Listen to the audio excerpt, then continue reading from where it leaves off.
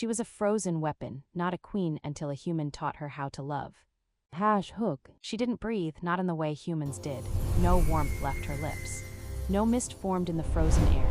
Her body lay perfectly still, encased in a chamber of cracked ice like something preserved, not alive.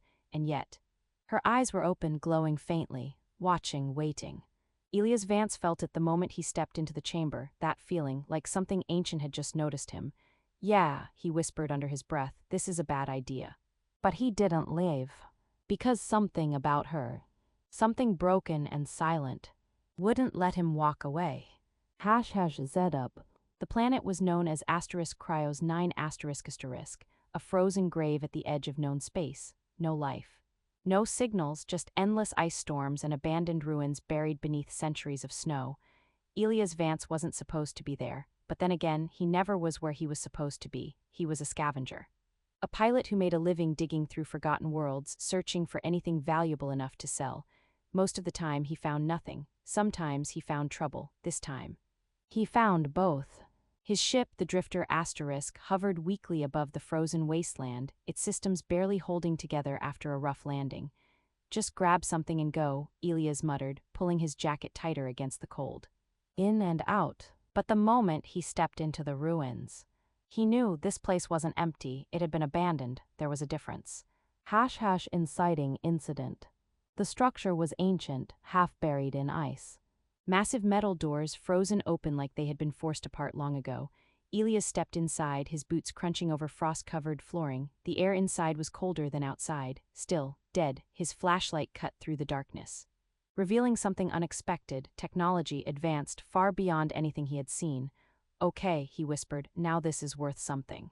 He moved deeper, following faint power readings on his scanner, down a long corridor, into a central chamber, and that's when he saw her, encased in ice, suspended inside a broken containment unit. She looked unreal, perfect, smooth pale skin with a faint icy blue glow beneath it. Long silver-white hair frozen mid-flow like time itself had stopped around her, and her eyes, open, glowing, watching him. Elias froze. Yeah, nope, he said softly. This is exactly how people die. But then, something flickered.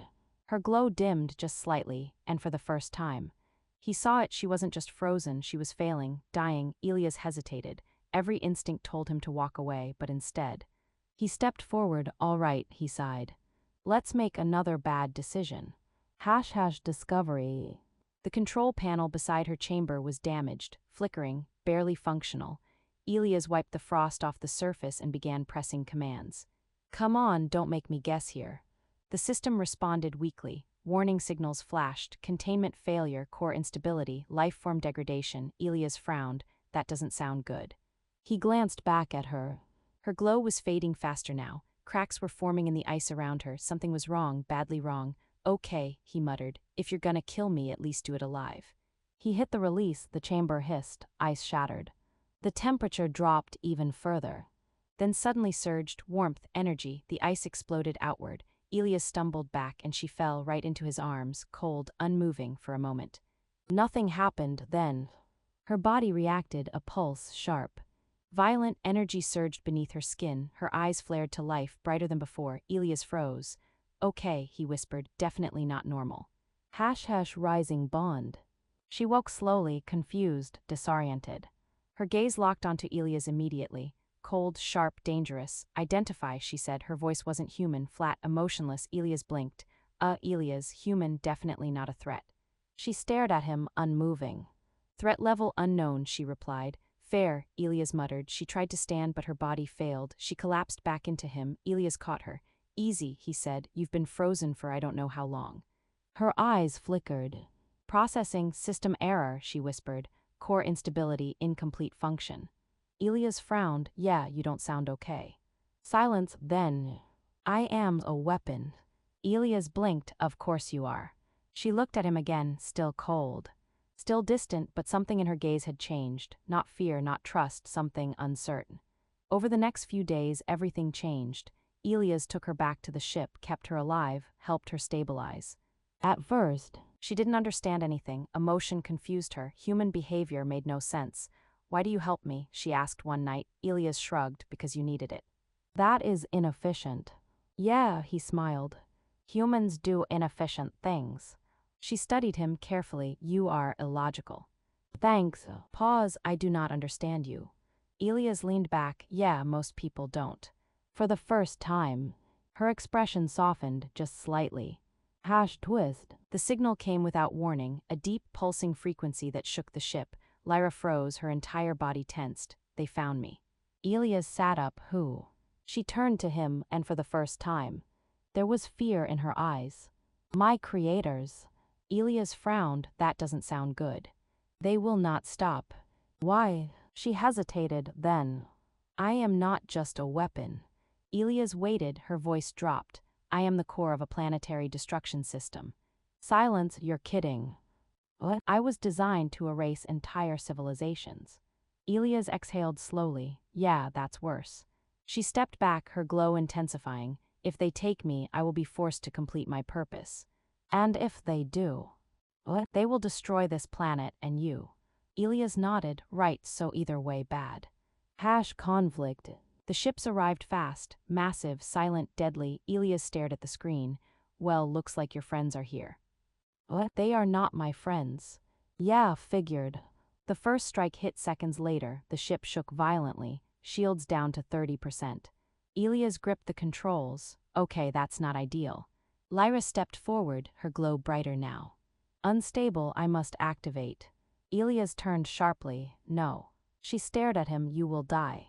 And you'll become what they want, he shot back. Silence. You were not made to destroy everything, Elias said. You get to choose.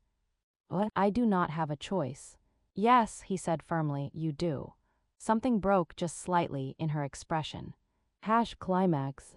The fleet closed in, weapons charging, no escape. Elias powered everything he had left. If we're going down, he said, we're not doing it your way. Lyra stepped beside him, her hand trembled. I am afraid. Elias looked at her softly. Good. She blinked. Fear means you care. A pause, then. She took a breath. Her first real breath, and everything changed. Her body erupted with light, but this time. It wasn't cold, it was warm, alive, controlled. I choose, she whispered, to protect. The energy exploded outward, not destructive. Defensive. A shield, a force. The fleet opened fire. It didn't matter. Their weapons dissolved. Their systems failed, one by one. They fell, not destroyed, disabled. Lyra hovered above the ship, glowing not as a weapon, but as something more. Resolution. When the light faded, she fell. Elias ran, caught her, held her close. You did it, he said softly. Her eyes flickered open. We did. He smiled. Yeah, we did. What? Ending. Days later, the sky was quiet again. The fleet was gone. The threat ended. Elias stood beside her. You're different now, he said. She nodded. I am no longer what they made me. He smiled. Good. She stepped closer, hesitant, learning then. She reached for his hand. I feel something, she said softly. Elias looked at her. Yeah. I think it is called love, he smiled. Yeah, he said gently. That sounds about right. She looked at him not as a weapon, not as something broken, but as someone alive, and for the first time she wasn't cold anymore. Because sometimes, even the most dangerous weapon in the universe doesn't need to be destroyed. It just needs someone to show it how to feel.